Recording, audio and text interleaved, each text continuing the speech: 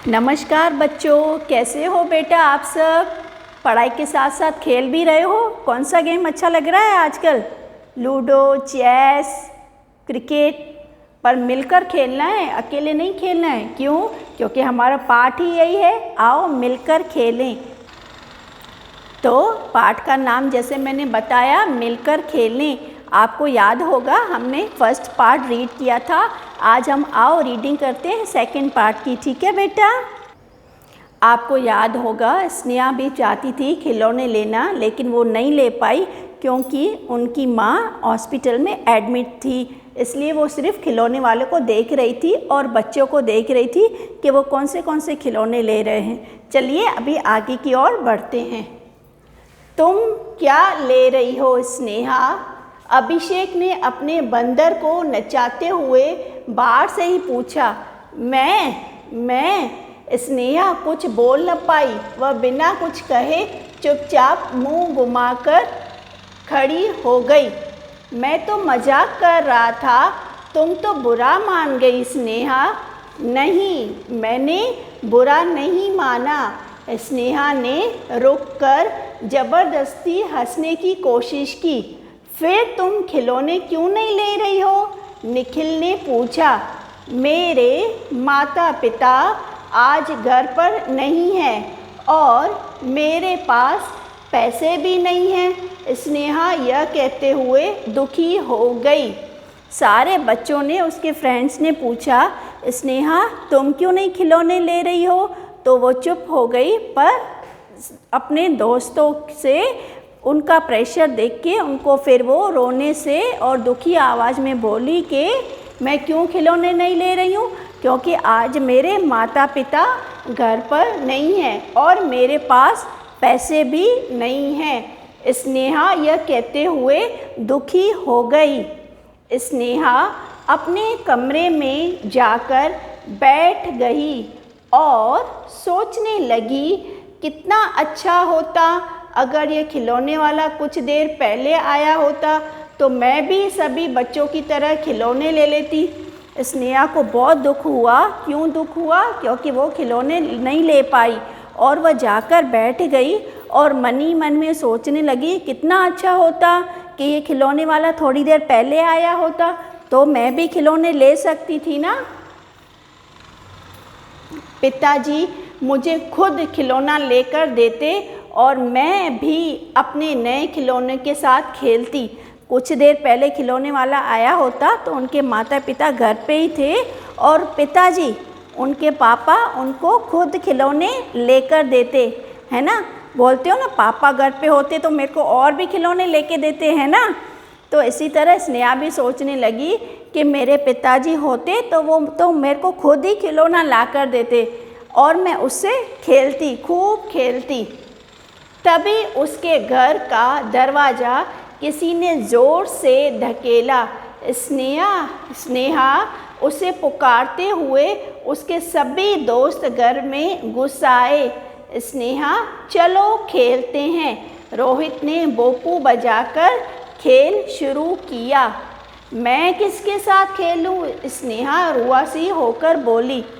इतना ही सोचने पर कि स्नेहा क्या सोच रही थी कि मेरे पिताजी होते तो मेरे को खिलौने लेके देते। जब वो इतना सोच ही रही थी तो क्या हुआ? उसके सारे फ्रेंड्स, उसके सारे दोस्त अंदर आ गए। क्या लेकर आ गए? अपने खिलौने लेकर आए और बोले कि चलो हम लोग क्या करते हैं? करेक्ट, स्मार्ट, मिलकर खेलते हैं। स्नेहा चलो खेलते हैं। रोहित ने बोपू बजाकर खेल शुरू किया। किसने खेल शुरू किया? अभी मैं पूछूंगी आपसे। रोहित ने बोपू बजाकर खेल शुरू किया। मैं किसके साथ खेलूं? स्नेहा रुआसी होकर बोली, दुखी होकर, रोने जैसी आवाज़ को बोलते हैं रुआसी। हमारे साथ। लो मेरा भालू ले लो। निखिल ने अपना भालू स्नेहा की ओर बढ़ाते हुए कहा। देखो यह कुत्ता कैसे सिर हिलाता है, देखो ना।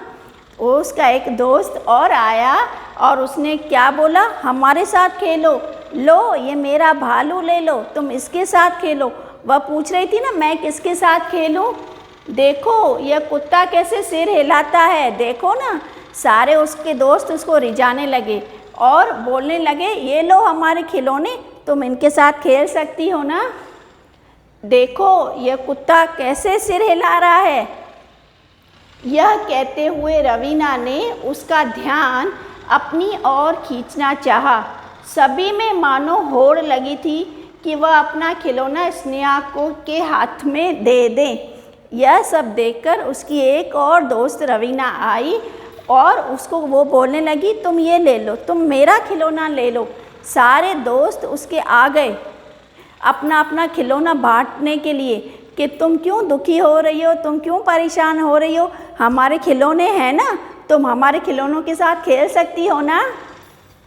स्नेहा बारी बारी से सभी के खिलौने हाथ में लेकर खेलने लगी। अब उसकी उदासी दूर हो गई। जब सारे दोस्तों ने उसको खिलौने दिए ना, तो उसकी उदासी दूर हो गई, वो बहुत खुश हो गई।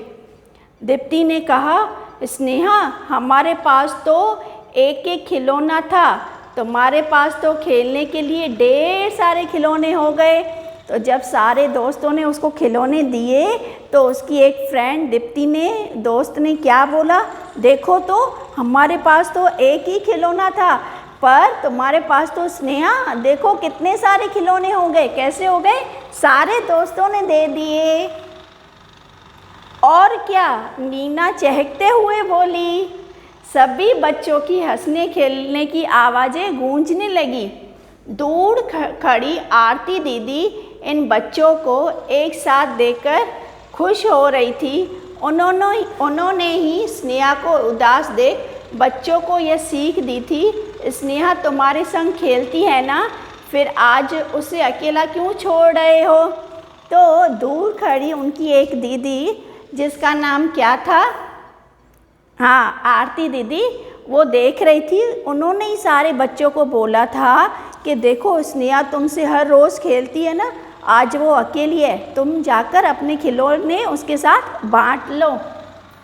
स्नेहा तुम्हारे संग खेलती है ना, फिर आज क्यों उसे अकेला छोड़ दिया, जबकि उसकी माँ भी बीमार है।